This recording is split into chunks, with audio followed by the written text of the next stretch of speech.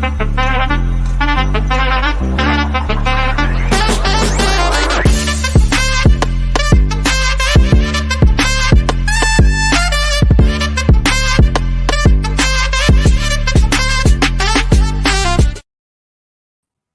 back to Straight Facts. I'm joined by Big Steve. How you doing, mate? Good, mate. Good. You? Mate, I can't complain. There's loads of transfers have completed today. Big stories around it regarding City with Gvardiol, maybe Frankie de Jong coming in. We're looking at Arsenal. Their fans are giddy. I'm being told. I know you are as well. We're hearing Champions League winners this year. They're so excited after Timber and Declan Rice get over the line. We're going to delve into that. Of course, Mason Mount. We're looking at Amrabat maybe to Man United, bids in for Onana.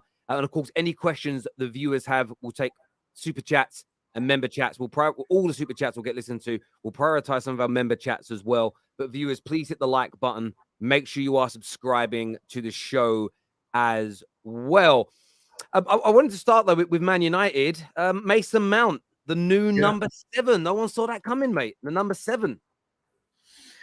No, listen, I think the way Ten Hag's gone about him, he definitely wanted him.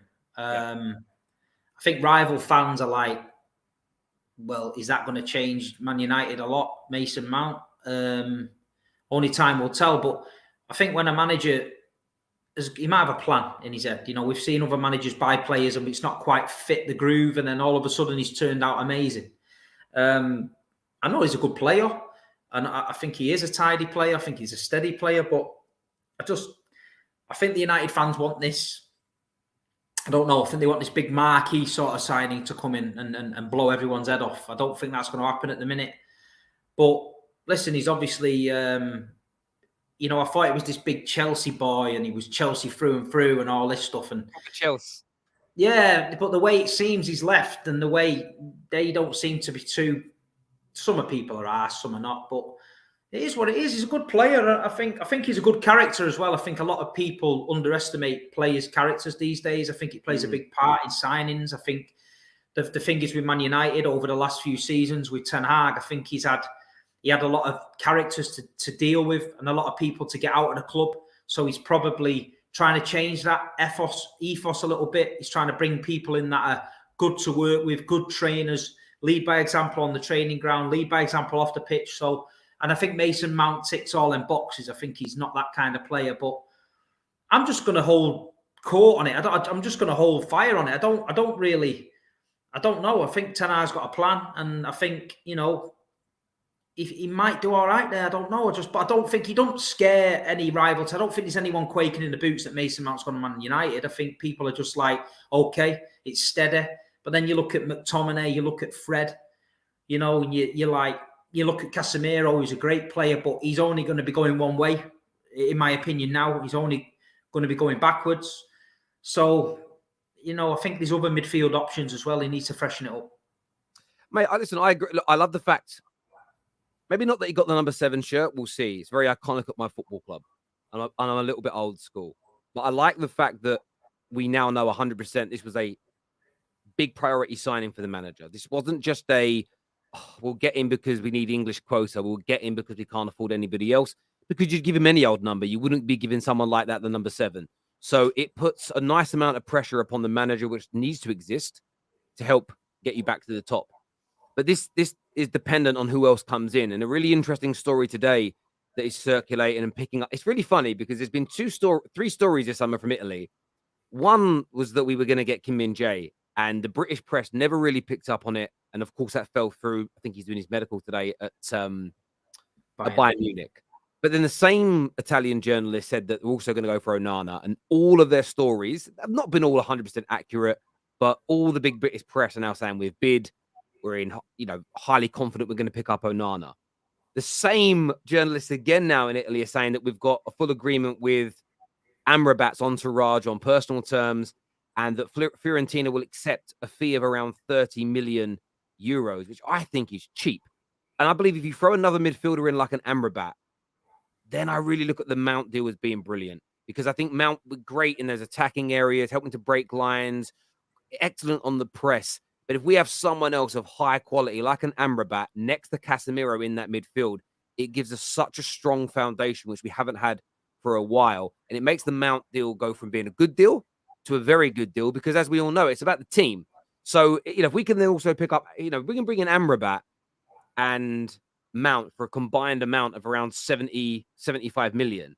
That's really good business for the budget that we've got. So I am praying that we are adding that additional midfielder. Listen, there are other midfielders out there, the Caicedos of this world. I like the look of Lavia's. But a lot of Man United fans have been saying we need someone maybe a bit older, a bit more experienced. And I think Amrabat might be that person.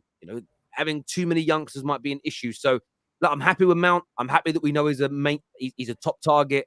It's now about moving on to Amrabat and getting that deal done. Because we all saw that the guy was amazing in the World Cup. He's had a brilliant season for Argentina.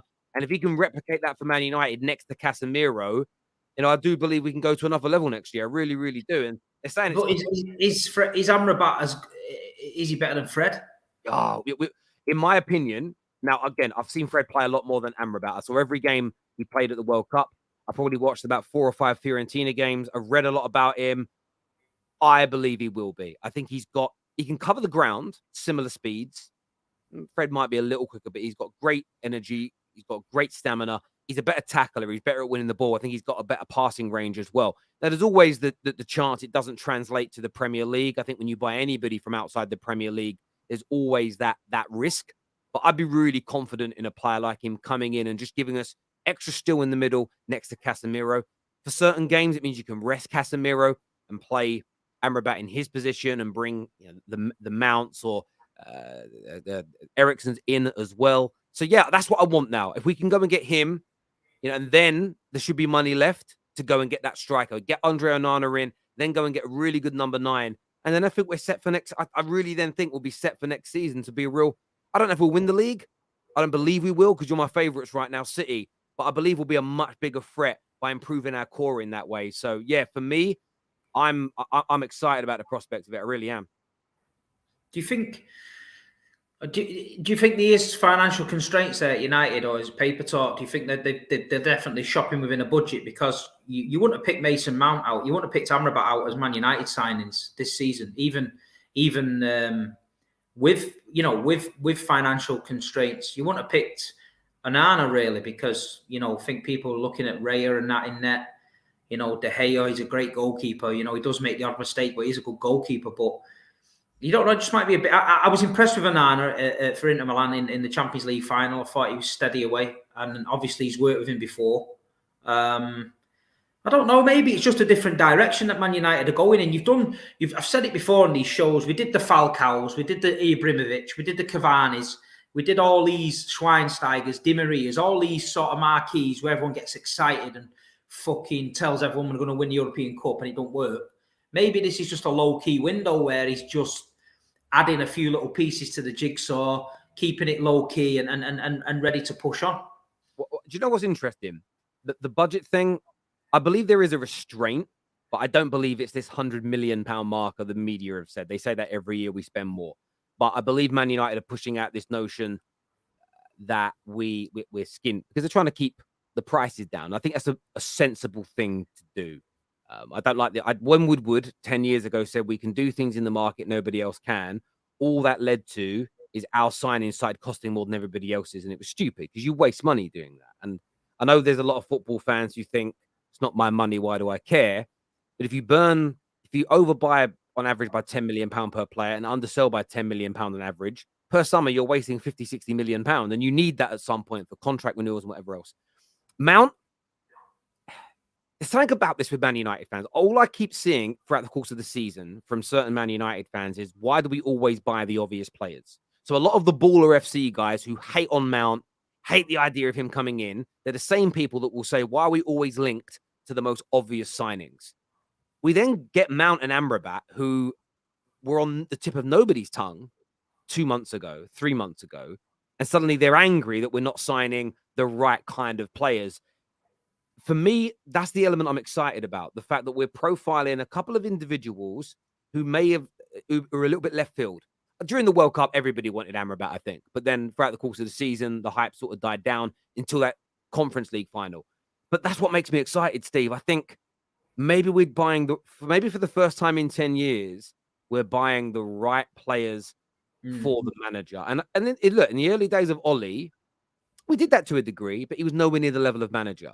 And then we had that summer where we brought in Ronaldo, which with hindsight, you look back at it, it really flew in the face of what he was trying to do and achieve, and things crumbled and fell apart. So for me, the fact they've given Mount the number 7, the fact that, again, Onana, for me, Onana is one of the best goalkeepers in the world. If we can pick him up for about £45 million, it's a snip.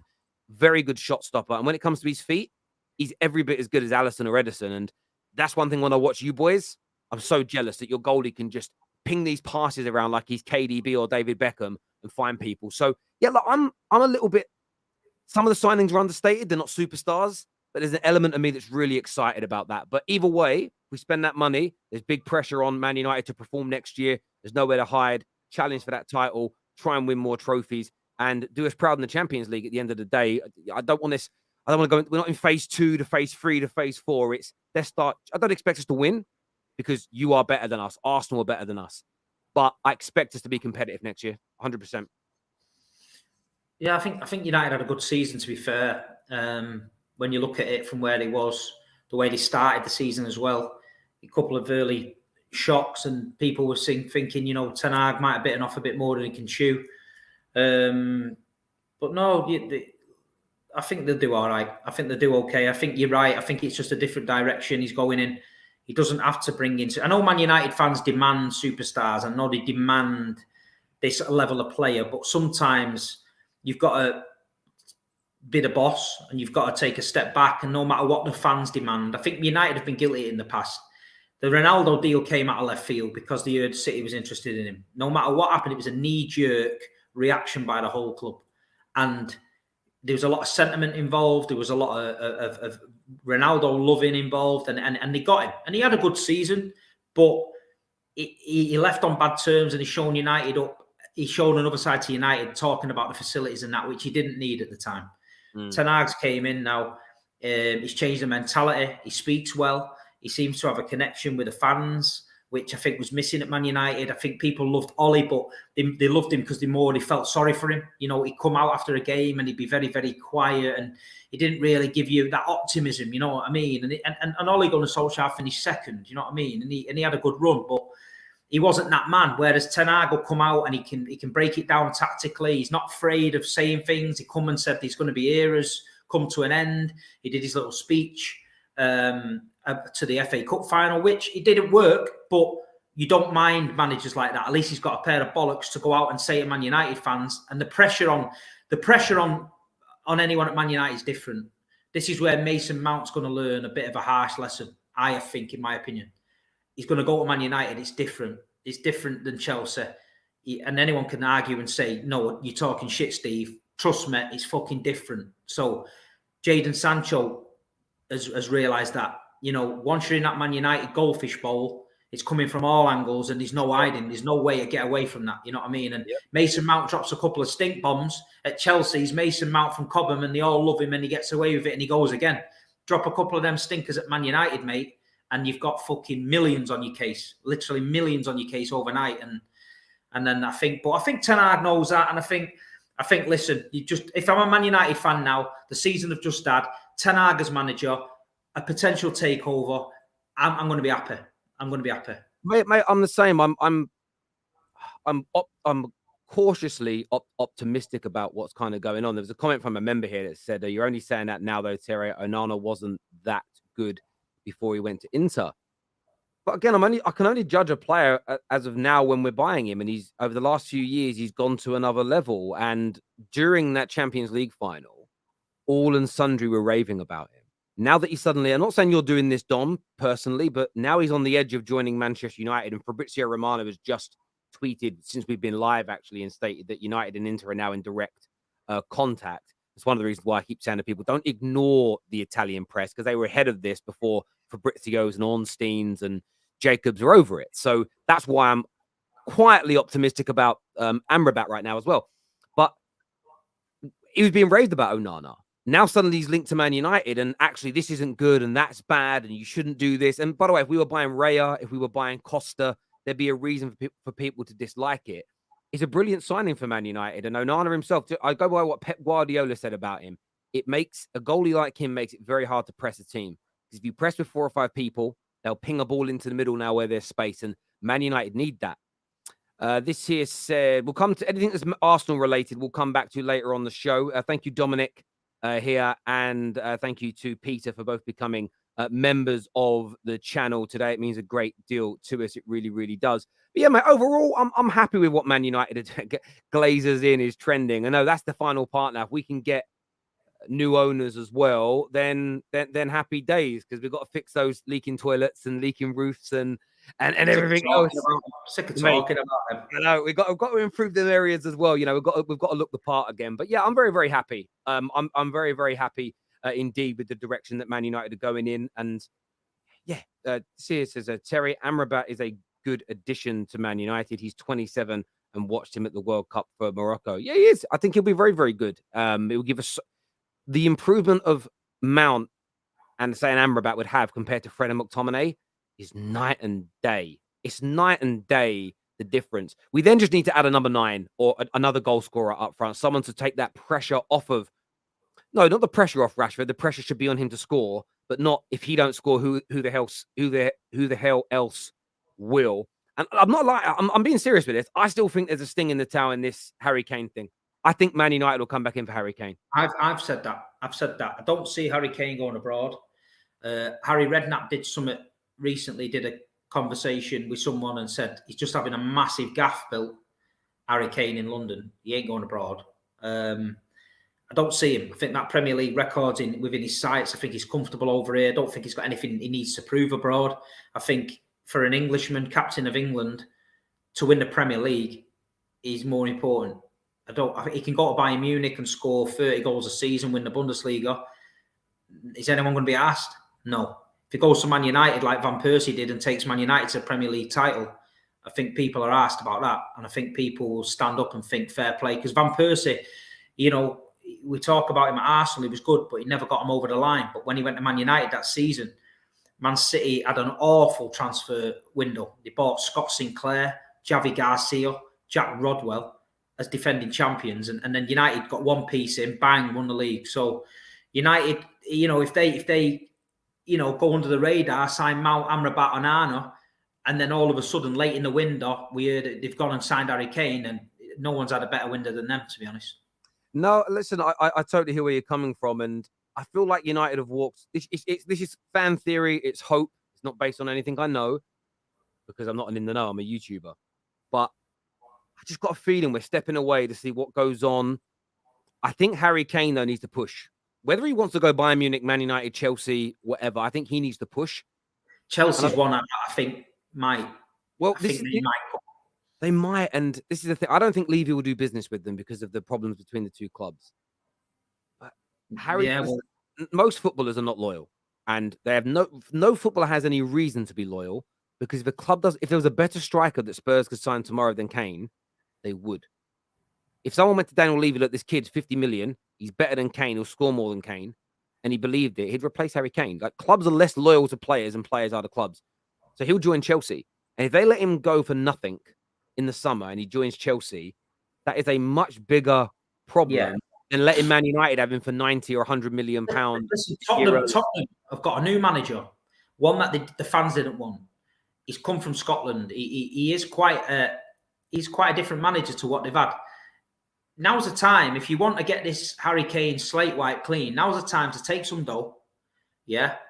Don't bite your nose off to spite your face. Yeah. Just take the dough and say, look, we decided to let him go. We've took the money, so he didn't go on a free. And we've given all the money to the new man. And this is the direction he's going to go in. Because that Ante Costapoglu, whatever he is, he's found a few gems in the Japanese league and that for Celtic. I know it's for Celtic, but like you say, he's found a few players there, and you know, that's quite an untapped market. You see Brighton sign that Mitomu and all that. I think there's a lot knocking about over there for decent money, and I think Tottenham's going to go down that road, and I think Tottenham could do with the money. I think Harry Kane, it might be his time to go, you know what I mean? He might need a freshen up. Tottenham might need a freshen up. But I think late in the window is when you're going to see the Kane action, like you said. I think things are going to happen. Yeah, I agree, mate. I completely do. Viewers, let us know what you think. I know a few of you have super chatted about other topics, and I'll come back to that a bit later. This here says, treble love to Steve from India, best club, I think he means in the world there. Yeah, he's got his treble shirt on. I'm going to get There's one. only certain members of the elite can wear these tops. Manchester people, red and blue. That is it. I know, the only ones. Ours are a little bit different, though, because they say treble, and underneath it in nice, clear writing says original. Originals, yeah. Ours says better. I bet it does. This is somewhat agree. We're purposely choosing between Van der Ven and I can't pronounce the name, but that guy, because we are too loyal to Tenkanga and Dyer, even though it should be both. It might be that you're too loyal, or it could just be it's the cheaper option. You know what Daniel Levy can be like. It's the cheaper option rather than loyalty half the time. But yeah, this here says my stepson is a United fan. All his cousins, granddad, and uncles are Chelsea fans. So got him the new United kit with Mount number 7 and the Champions League badge on the arm. Big fan of Big Steve and always talks the truth. Yeah, that's naughty. That when you're rolling out your kids in Mason Mount United shirts, it's going to cause murders. That one. Honestly, I've actually got right. I'm ready to go and buy all my kids and myself for the first time in about 6 years, maybe 7 now. I've got to check the last time I bought a kit. All the kits. Obviously, I wouldn't get name on the back. It's not what grown men do. But I'm ready. I'm just waiting for this announcement the Glazers are selling, and then it's. I can't. This is how long it's been since I bought kits. I didn't realize how much more expensive they are now. They're about 40, 50 pound a shirt when I was buying them. Did you see what I did? Did you see what I done last week when the City kit come out? I went to the shop and I got on my Instagram live and I said, first person that comes up to me in the shop and says, "There's a big blue shark in the water. I'll buy you a new kit." Yeah. So I get to the shop and out of nowhere, these 2 kids came from different directions on bikes. They come flying at the same time, literally got to me at the same time and went, "Big Steve, there's a big blue shark in the water." And I went, fucking hell. I went, how am I going to choose this now? And I thought, you know what? The 2 kids, they pedaled for miles to come and find me at the shop. So I went, right, come on, let's go. We went in. I got them 2 kits, 1 each, yeah. 100 quid each, by the way, yeah. So they were buzzing. Some kids see me Instagram, got them the kits. Just as they walked out, a woman comes running with a little boy. "Steve's a big blue shark in the water." I went, "Oh," I said, "listen, love." I said, "You're a bit too late." I said, "2 lads have just got me." I said, "I've just paid 2 kits." He says, "All right, well, this is my son," and da-da-da-da. Then proceeds to tell me that this little boy's dad had passed away 2 weeks before. Yeah. No. So the heartstrings are going here, aren't they, right, Terrace? So I've gone, right, okay, no problem. Go and get yourself a kit. So I've got this little kid a kit, yeah? So I've spent £300 on 3 kits. I came out of there with nothing. I didn't have any more money left for my own kids' kits, Terry. I had to get back in the car and say, out of being like emotional, I've bought 3 kids, 3 kits, none of them they own. So my kids were like, "Dad, did you get us a kit?" I was like, "We have to go back tomorrow." Yeah. And you know the maddest bit? You know what that little kid did with her mum? They went home and showed it to his dad. Exactly, yeah. Someone else said that. They went, "Get Big Steve, he's a bit soft than that." But yeah. So Instagram lives when I'm giving away daft stuff like that, I don't do them anymore because you just get rinsed. I like it, mate. I like it. It's nice to give back, as you say, but then it's hard saying no to people. You see their faces. You know, it's difficult. But well, fair play to that, mate. Fair play. Speaking of City, Gvardiol looks, according to reports coming out of Germany, he will soon become Leipzig's record departure when he joins City. And you're looking for another midfielder additional to Kovacic, of course, because you got blown out the water for Declan Rice and smashed up by Arsenal. So, look, Gvardiol coming in. Excited about that deal? Well, yeah, I think he's what we need. I think we do need that left-sided centre-back stroke full-back. I think we are going down that the route now with the 4 centre-backs. I don't think the traditional full-back bombing down the wings, overlapping, I don't think that's going to happen. I mean, yeah, I've watched him play. I think when we played him in Leipzig, I think he was outstanding. When we played him at the Etihad, he got it for 7, Ireland scored 5. So it's pretty hard to judge on that. But he's young, he's up and coming, he's aggressive. And I think I think Pep Guardiola get a nice tune out of him. I think if he if he goes into the defence with Diaz, and maybe you've got a lot of options. Then you've got Ake, you've got Diaz, you've got Akanji, you've got Stones. Do you know what I mean? So we're not looking too bad. You know what I mean? So it's definitely a position we need. I'm happy with it. The money's the money. You know what I mean? It is what it is. It's expensive, but you have to pay that now. Do you know what I mean? If Harry Maguire's going for 85 mil, these kids people are using it as a yardstick, so they're gonna use it. So you've got to pay it. Leipzig are not stupid. They made a lot of money recently because they do that. They get the up and coming talent. They take a punt on it. They get it in. They get them in their clubs. They do a couple of years and then bang, they sell them for the right money and then they go again. So I'm excited by it. I think Kovacic as well coming in. I think that's gone under the radar. I think he needed a fresh start. I think he'll do all right at City. But City fans are panicking all the time and messaging about, when we're going to sign him, when we're going to... I don't know. You know what I mean? I don't panic. We just relax. You trust the manager. Trust Pep. There's a lot of money there. We just sold our goalkeeper, or he's on his way to Burnley. James Trafford. He's never played a game. 19 million. Yeah. We've just sold... Last season, we sold Gavin Bazunu. Never played a game. 16 million. Pedro Porro signing for Tottenham the other day got us 9 million. Felix Nemec just left Wolfsburg to go to Dortmund for 30 million. So we've got a sell-on clause on that. So Man City is spending money that are other people's money at the minute. We're not even dipped into our own 325 million treble fund. So I think City are calm. I think we don't need a lot. When you win the treble, you don't need a lot. But we've lost big players, like we've lost Gundogan. If we lose Bernardo Silva, if we lose Mahrez, if we lose Walcott, it's a lot.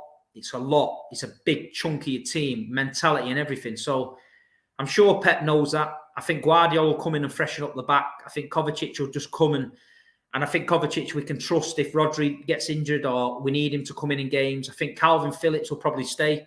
He's got one more year to impress. I really am rooting for Calvin. I hope he can do it. But I think City will sign a midfielder. We're linked with Frankie de Jong. I mean... Someone asked me the question, would you swap Bernardo Silva for Frankie de Jong? I said, yeah. I said, if Bernardo wants to leave and we can get a deal done, and like you say, if he wants to go to Barca and Frankie wants something new, come to the Premier League, I'm happy with that. But I don't know. I think a lot of players are on holiday still. Bernardo just got married. I think next week is the week where you might start seeing a bit of movement when people start coming back and getting down to it. You know, if you guys, I mean, listen, Gvardiol, excellent talent, and as you say, like when you smash them up by 7, that can happen. You can have brilliant players in teams that get beat by that amount of goals, off days, quality teams, etc., etc. I think in the City system with Pep, that guy could go to absolute levels. He's got so much potential, but it's a big deal. It'll be in and around that 100 million mark again. And then the midfielders are the real intriguing thing. We know Kovacic has come in. But the reports out of the sort of real credible City press was always, if Gundogan leaves, they'll go for Declan Rice. They did, and Arsenal won that battle. So it's who do you go for next? And the two big names I've seen linked to you have been De Jong and Kimmich. If you bring either of those two in, again, missing out on Declan Rice will become absolutely immaterial to you because they're every bit as good in their own ways, if not better. You know, Kimmich, most people would say Kimmich is better than Declan Rice. And Frankie de Jong's a different profile, but still exceedingly good. And that's the thing with you guys. You have so much money. You have so much pool now. You've got the best manager in the world, treble winners, Premier League winners, and you're going for more history next season. You're going for a 4-peat. Could you even be the first Premier League team? I know that Nottingham Forest did it in years gone by when Division 1 was around. But to retain a Champions League, you know, almost going for the double treble, if that makes sense. And I know that would be very hard to do, but that's the selling point. It's like, this is what we're going for. If you add a Frankie de Jong piece of quality to that middle on top of what you've got, yes, there's no saying that there's no guarantee they're going to be as good for you as Gundogan and Bernardo Silva were, but it's a statement of intent to go out in the summer and maybe bring in 3 players, combined total of, I don't know, 200 million or so, but you're bringing in top quality, and then you go again next year. And I mean, I'm confused. I've very rarely seen any City fans online in the last 5 years panic or get stressed about anything, unless it's about brokers paying your bills for you. Like I've not seen City fans get stressed about about anything. You've done enough damage this week, upsetting people.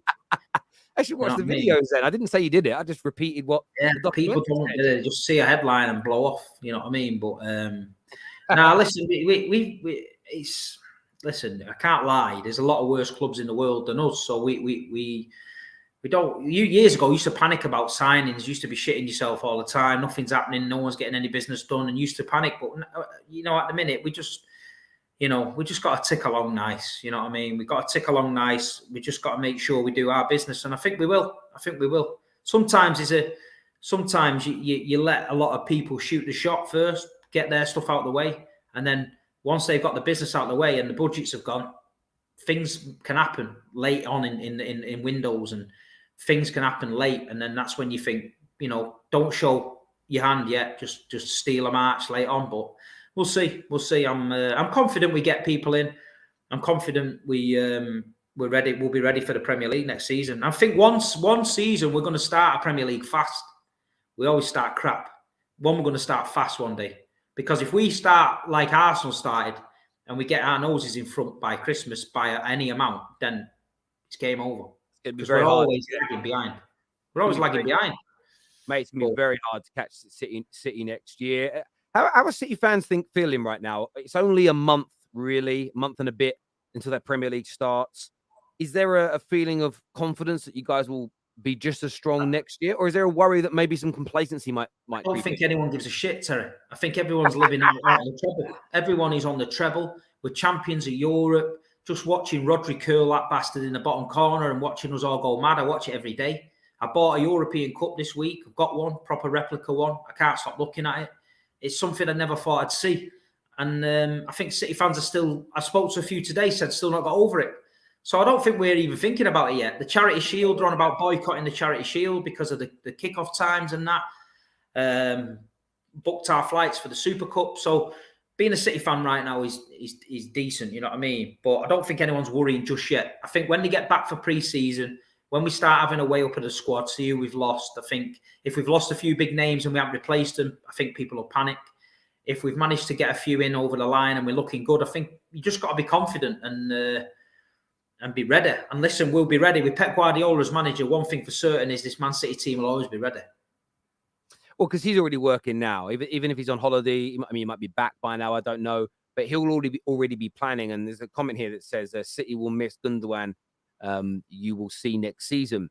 They will, but I just can't imagine Pep going into the season without a solid top-class plan to replace any holes that the exit don't forget, will create.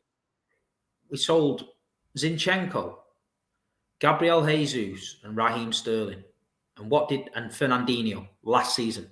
So Zinchenko's your left back, yeah. Raheem Sterling, who everyone was classing as a legend, they can't disrespect him what he's done for City. Gabriel Jesus, who was our number 9, and we lost our DM, Fernandinho, our captain. We lost that last season, yeah, and we won the treble. So if you're telling me Ilkay Gundogan leaving this year is going to be a massive hole, I don't think it is. Because we get shit done and we know what we're doing. We lose these players, but the reason we win every year is because we freshen it up and we get the mentality levels up. We don't keep the same squad, let it all age, let it all think it's the best in the world, let it all get cocky, let it get complacent, and then bang, have a drop-off season. We don't do that. Look what Pep's doing. He knows certain players, time to go, freshen up. So rival fans can think that, but it won't happen. Yeah, I don't see you guys having a drop off. I don't. I wish you would, but yeah, I just can't. Your drop off will come when Pep goes, in my opinion. That's when a natural drop off will happen, and not because you won't bring in a very good manager, just because I think it's impossible for you to get someone as good as Pep Guardiola because he's the best in the world. So yeah, it's going to be interesting then. This year's, I'm not going to do the typical City have no history, just started winning. I can't do it. I can't do it. Why are you acting like you don't buy world-class players? Who's that? To me? Yeah, I assume it's to you. Well, tell me one world-class player we bought other than Haaland who was world-class when we bought him. So you buy Bernardo Silva from Monaco. You get Ederson from Benfica. You got Ruben Diaz from Benfica. You got Nathan Ake from Bournemouth. You got Kyle Walker from Tottenham. You got Kevin De Bruyne from Wolfsburg. Yeah, you got Riyad Mahrez from Leicester. So tell me what world-class player we went out and got who was world-class other than Erling Haaland. So it's nonsense. I've just named it there. We don't go to world-class teams and pick world-class players up. We get players that are great players on the verge of greatness and we make them great. That is the difference. Pep Guardiola knows how to identify it, brings them in, gets them in early, and that's it. We're not Real Madrid. We didn't go out and get all these Galacticos and put them all together because when they did that, they didn't win the Champions League. So we've done all right. People just like to play down what the achievements. Don't say you don't get world-class players, and that's all just like it's jealousy, isn't it? Every single comment I see in the chat, whether you're not, it's jealousy of some description. It's the green-eyed monster. You need to relax. Man City's won the treble. We've won the European Cup. There's nothing you can do about it. Just chill out. I know it's ruined your summer. I know you don't like it. I know you don't like me. I know you keep calling me bald head and all that, but this bald head's seen his team lift the Champions League in Istanbul. This bald head's been in the second division. I know you don't like it when I talk about me going games every week, but the fact is I go games every fucking week. And it's this show is called Straight Facts. And I'm talking straight facts. And I get paid to tell you these straight facts. So if you don't like it, don't watch it. But all I'm saying is, it's jealousy. Get it out your system. Go in the park, have a walk, put some music on, listen to whale music, bird sounds, anything that makes you feel chilled, and realise that Man City won the treble and there's fuck all you can do about it. Trust me, you'll be a better person for it. Trust me. Oh, it makes me laugh. This here from Dom says, does it not worry you that Arsenal were the team closest to City last season and they have massively strengthened while City are losing arguably their most important players? Now, listen, I bring it on. Listen, Arsenal had a fantastic season last season, yeah? And what they did was unexpected and they did really, really, really well. But there's one important fact at the end of the season. Fact. They won nothing. So Arsenal have got to go again. So you're expecting a reaction. If you get so close to touching that Premier League and you just miss out, you've got to make sure this season you have a proper go. So he's looked at what he needs. He's gone out there. He's made some great signings again. So in my opinion, I think the summer window was great. The January one with Jorginho and the Polish centre-back wasn't too great. But this window looks good. So instead of talking about it and telling us what you're going to do, you've got to actually do it. Because anyone can say pre-season, we're going to win the league, we're going to win the Champions League, Man City better watch out, Man City better do this. But then you've got to actually go and do it. And this is what happened last year. All we heard was, we're top of the league at Christmas, we're going to do this, you can't do this, you're in every cup competition, it'll make you tired. And it was all nonsense because I knew what was coming. Hence the comment about the shark. So instead of talking about how good your window is, instead of talking about how good Declan Rice is, we'll talk when the season starts and we'll see at the end of May, that is when the talking needs to be talked. Other than that, it's all pie in the sky and all hot air. Just get your team together, get ready for the Premier League season. We're going to do the same and let's have it. That's all we can say. Let's fucking have it. This here from Stig's Journey says, Arsenal fan here, but I think next season will be very competitive and will be a true sign of where all our teams will be. City are favourites to me. Yeah. City have to be favourites next year. I don't think anybody can put them as not, especially before the window ends and before we've seen a ball kicked in pre-season. They have to be everybody's favourites, in my opinion. What's it been like in the City fan base after the failure to get Declan Rice? Has there been many people bothered by it, or is it just a case of water off a duck's back? We move on to the next deal. I don't know. Like I say, the key thing you got to realise is it says Man City are not going to make another bid. So they've chose not to make another bid. It's not like we haven't got the money to, but they have a valuation on players and they have a ceiling they go to on wages, which they like to keep within. So if Alexis Sanchez deal fell through because of the same thing, Harry Maguire apparently, same thing, Cucurella, same thing. So it is what it is. We're calm with it. If it's got, we're not in the boardroom. We don't see the wages. We don't see the thing. If Arsenal have had to go to mad levels to get him, they had to because they needed him. You know what I mean? They needed him. City obviously thought they didn't really need him that much to pay that. So we've moved away. So it is what it is. We move on. We've missed out on a lot of players over the years, but we're not doing too bad, Terry. No, you're certainly not. And Arsenal have, of course, today announced via the media that the deals for Timber, Declan Rice, Kai Havertz is already through. They're then going to be looking to move on to another midfielder. There's talk of the likes of Lavia. It has been, so far, on paper, an excellent window for Arsenal, and they seriously mean business. Over £200 million invested, and we're only on the 5th of July. Yeah, it's good. Well, this is it. They just put the money where the mouth is, isn't it? So they've got to win the league now. Can't come on here telling us what you're going to do all season, and we've got Declan Rice, and as if that's some sort of like achievement. We outbid you for Declan Rice Cup. When's that getting played? Because that's all I'm hearing. You know what I mean? But at the end of the day, you know, put your money where your mouth is. Let's see. All this talk's cheap. You know what I mean? I had the bollocks to go and tell you what was going to happen mid-season. Man City would catch you and win the league. You all called me all the names under the sun. So put your bollocks on the line. If there's any Arsenal content creators out there that have got a set, come on one of the streams and tell us what you're going to do next season. But they won't, because they'll dance around outside the Emirates to fucking mad music when they go 3 or 4 points clear. And then the second it all starts to implode, they'll backtrack and say, no, you've cheated. You've got more money than us. You're the better. Yeah, we can't compete with you. But according to them this season, they're the big dogs now. They're blowing Man City out the water for transfers. So if you're the big dogs, then let's start delivering some big dog trophies. Because you're only the big dogs when the trophies land in it, not with the transfers. We can all throw money about. United blew loads of people out the water, but fucking Carabao Cup there to show for it. It's nothing to shout about, is it? So we'll see. Arsenal fans are the giddy, man. They love it. I love them, man. I've never seen anything like it in my life. They rattle to death. Look at the comments now. They're dead. They're going mad. Look.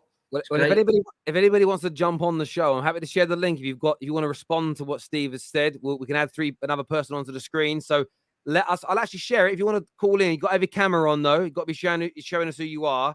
No hiding behind a no screen. If you've got the ball bags, as it were, to come on and challenge Big Steve and what he just said. I've shared that link now, so you guys can call in. No complaints. Do you know what I'm saying? There we go. It says the energy is definitely different, is what said here. I think he means the Arsenal energy is different. And the Arsenal fans should be giving it. Arsenal fans should be confident. You don't come as close as they did, drop 200 million, and then cower away into the corner and say, but I don't know. You know, listen. That's what will happen. That's what will happen. That's what will happen. Not all of them. Some of them are great. I've got lots of mates at Arsenal. And it's only the ones I see on here that are the ones that get upset. Go on any other shows, Curtis Shaw, all them, everyone's sort of like reasonable. But on here, they just go mad. So, but I'm talking facts, you know what I mean? If you're that confident and City's cheated and all this stuff, then I want to see trophies, innit? I don't want to see talk. I want to see trophies. This here says, wasting your time, Steve. Terry convinced last week Rice rejected us, not they outbid City. But that's again, Mark, what you're doing is you're taking out of context the way I think about these things. So my typical view when a team walks away from a deal is because the player would choose the rival that they're in a bidding war with. So when we lost out on Darwin, but we said we walked away, when we lost out on Gakpo and our media said we walked away, I said exactly the same thing. I said, no, we probably got rejected. And we knew that if we matched the bid or got accepted, the player preferred them. So we do the whole walking away thing. Chelsea 3 weeks ago said they're walking away from Onana. My belief then was because he picked Man United as his next destination if we can get a deal done. So I don't just say it to shit on City. It's my logic even when my own team miss out on players in this way. So if you contextualize what I've said, it's not a dig at anyone's club. I just don't believe the whole walking away thing. I believe it's more the players pick them. So they step away now and say, we walked away on our own guard. It looks better PR-wise. But do you know what, though, Terry? It doesn't matter. If Man City got outbid by Rice, fair enough. We got outbid by Rice. If Man City walked away from Rice, we walked away from Rice. Since when did that become a thing? From rival fans? Since is that how low and how bad rival fans are now that they've got to claim a transfer victory over a team that's just won the treble? Do you know what I mean? I don't again, for me, I was just talking about I find how it weird, man. well, Weird. do you know what it is for me? I find it weird as well, the reaction to it, in the sense of I'm just saying what I typically feel when I hear those types of media reports. But I'm consistent with it. I don't just do it against City and not against United, or only against Liverpool but not against Arsenal. I do it all the time. You know, last year when Arsenal didn't bid the third time for and matched what Man United bid for Lissandro Martinez, because in my heart of hearts, Arsenal spoke to his team and said, look, if we match the bid and get it accepted, who's he going to pick? He'd pick Man United. Fine, we won't bid, we walk away. That's what I think happens. But it's not a dig at anyone's club. But as you say, some people just can't handle other people's opinions, I suppose. Stig's Journey here says we have to challenge and win trophies. Nothing. You mean nothing less? But that's right. No, listen, Arsenal fans have got, I've been saying it for weeks now. There's nowhere to hide as a Gooner now. It's win or you've failed. It's as simple and as straightforward as that. Steve, any updates on Gabby Vega? No, it's gone quiet on that. So I think things will start happening next week, me. Yeah. This here says City need humbling. Yeah, we do, but nobody's big enough to humble us. So crack on with it, innit? Get on with it. We're waiting. What is it? Tyson Fury always says, I haven't met a man big enough and strong enough and good enough to beat me yet, but I hope I do one day. Is that how it kind of is for you? Yeah, you know, when I think Arsenal fans here, they got this obsession with my hair. I've never seen so many people talk about Steve being bald. Like, I don't embrace the bald. The best manager on the planet, Pep Gvardiol, is bald. So I'm just styling myself off Pep. You know what I mean? I consider myself a young, slightly overweight Pep Guardiola. So don't worry about my hair. Just worry about the trophies in it. That's all I'm saying. Worry about them trophies, boys. Let's get some trophies in North London, because you men are starving. The champions of Transfer Cup and all that. You men are starving over there. And the charity, listen, we've even invited them to the Charity Shield because they didn't even qualify for that, because we won all the trophies to get in that. So they've been invited to the Charity Shield. So you might win the Charity Shield, but let's hold on. If you want to talk about cheating, you was only there because we invited you. You didn't actually deserve to be there because, you know, you didn't do enough to get to the Charity Shield, lads. So thank God that we're giving you a day out at Wembley, and we're not, we could have given it Man United, but we're giving it you, lads, to have a chance at winning something. So if you win the Charity Shield, thank Man City for that, because you are the invited guests. Let's always remember that. You are the invited guests because you didn't do enough to win it. To get there. This here said it takes no bollocks to predict City to win the league. Calm down, mate. City are just odds on to win the league, but we will challenge you all the way, is what Red Square said. We wasn't odds on when I predicted it, mate.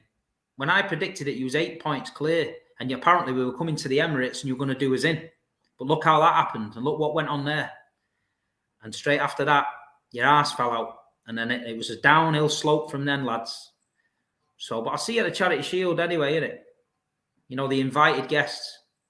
This here from TCC says, Steve has got the arrogance of a fan of a champions team. Fair. He can shout 115 times that they are treble winners. Seems very fair number of brags. Yeah, no problem. I can do more than 115 brags if you want. I can go all night, me, son. This here says that Man City don't spend money based on last season. City's squad valuation by transfer spend is 821 million. Man United's 449. Arsenal 749. Arsenal's 454 million. Yeah, but we know that's wrong, innit? When you look at the net spend, no one wants to use net spend anymore, Terra. When City was spending money years ago, it was net spend this, net spend that. Now Man City are about 16th in the net spend league. Nobody wants to talk about that anymore. So it is what it is, innit? It's same again, jealousy, innit? Just bring the facts up that lean towards City being this or City being that. When you bring the real facts up, it is what it is, man. That's why I've never used net spend. That's why I put it on money spent rather than net spend. But Arsenal's after this summer is going to be like past near up the 700 million mark. So it's gaining. It's gaining. Arsenal fans should be thanking us, because when we bought Gael Clichy, Adebayor, Kolo Toure, Samir Nasri, all them players, we give Arsenal a load of money to go and reinvest. So without our, money, you'd have been probably or you might be 6th or 7th now in the league, knocking about around there. You're open massive. So you should thank Man City fans. We're inviting you to the Charity Shield, and we bought all your players back in the day. So you owe Man City a lot, to be fair. This here says, Big Steve on AFTV, if City come knocking, I can only see it going one way. Funny how that changed now, Steve. # salty. No, that's what I said. If Man City really, really wanted him, then we'll get him. But when you see the headline, Manchester City are not putting another bid in, then that sort of answers your question. Manchester City didn't want to go any further. So we're not daft. We don't recklessly spend. Look at the transfers we've done. We do not recklessly spend. We do transfers that work for us. So you've got the big dog now. You've beat Man City to Declan Rice. Go and win the Premier League. That's all I'm saying. Go and win the Premier League. Don't win the transfer window. Let's win the Premier League, then we can talk. People seem to forget what the actual point of football is. We're there to win the league. But Arsenal signed Declan Rice and they think they've won something. This here from the Bill says, I agree with Steve. Arsenal fans have no excuse now.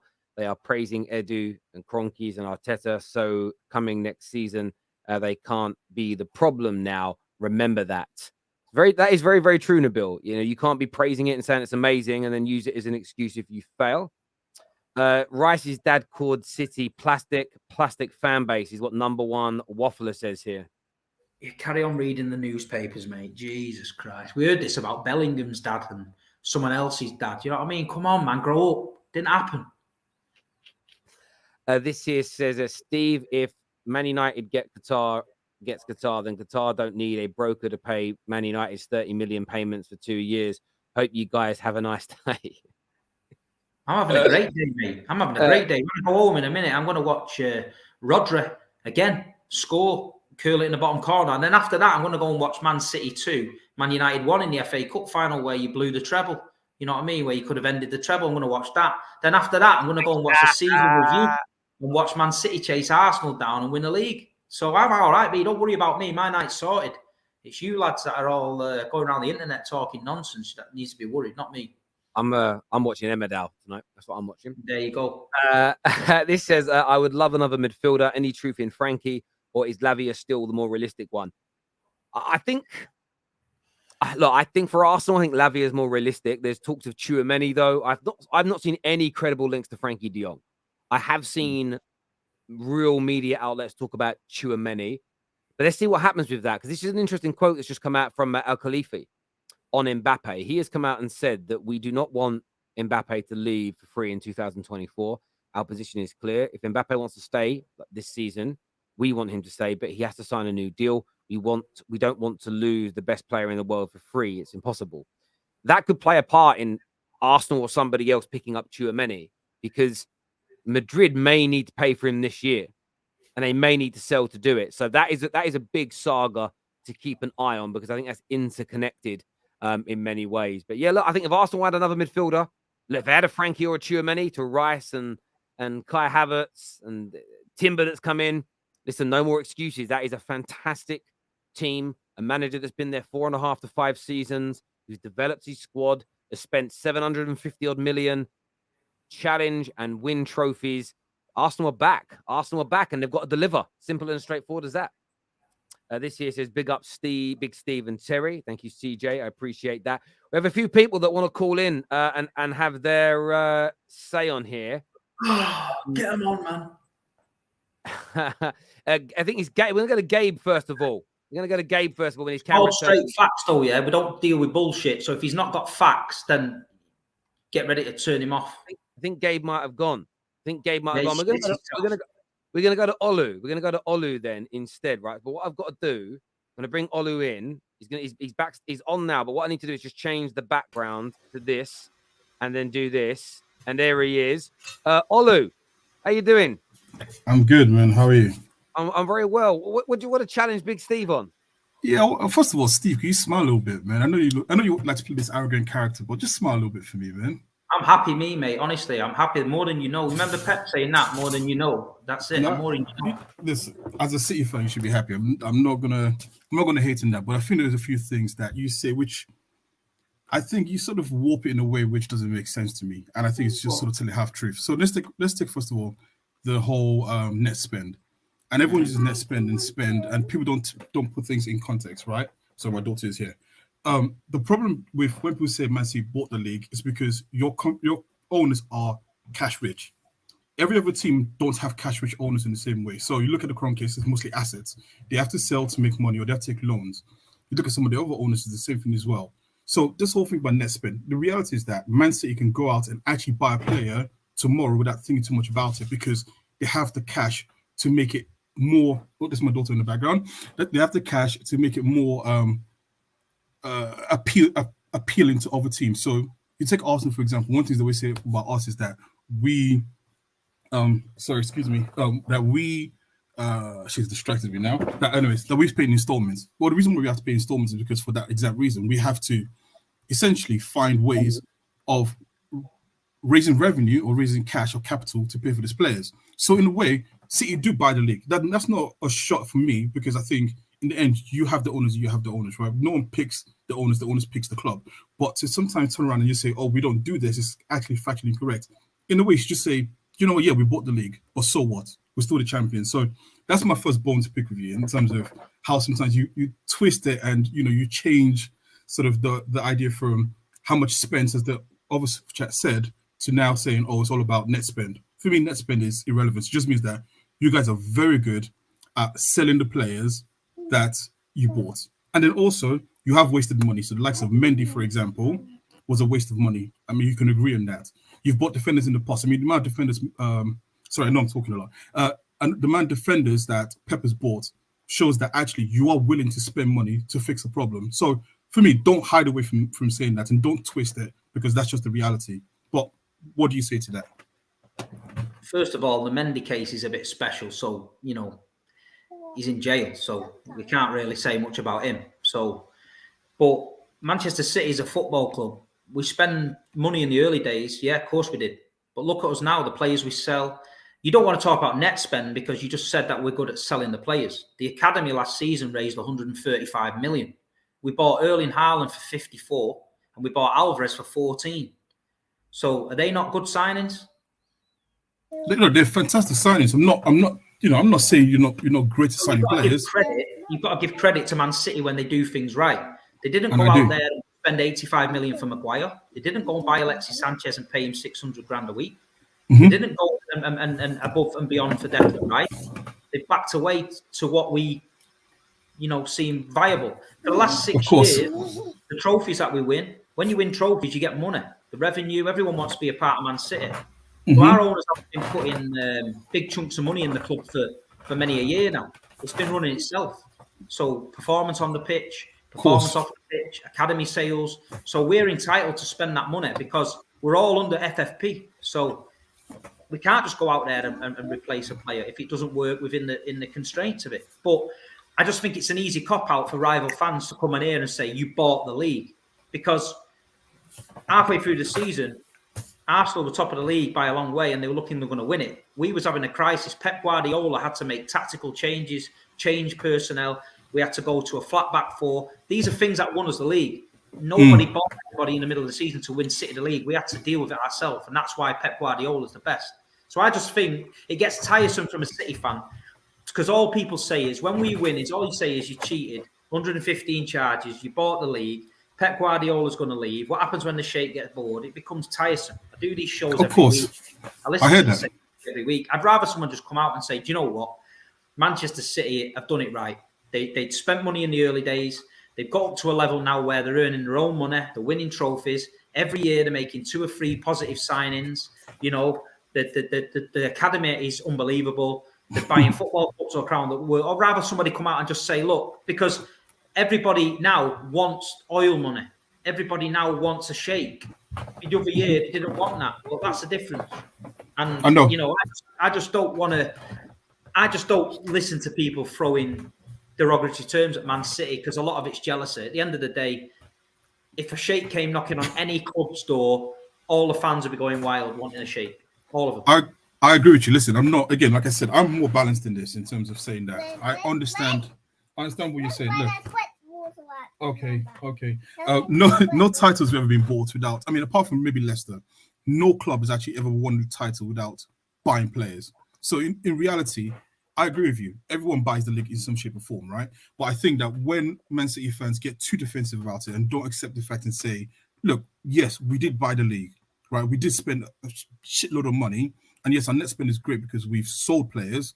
I think that's just doing a disservice because it's just. If I came on here and said to you, yeah, we did buy the league, everyone would say I'm arrogant.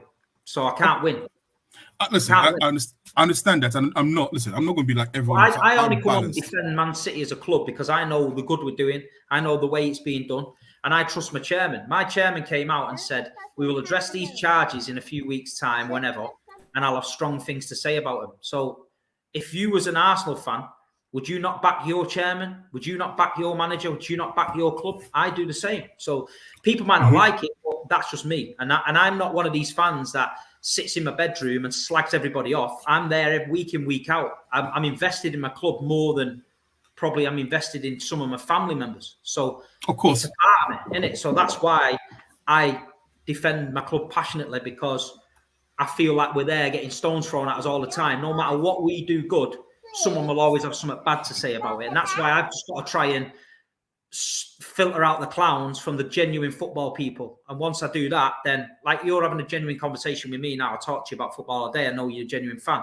But some people will come on and just say silly things and for a reaction and that. So, yeah, I can be defensive. Don't get me wrong, but I don't apologise for it. I always will be. No, I understand that. I would say though, sorry, just very quickly on the charges thing.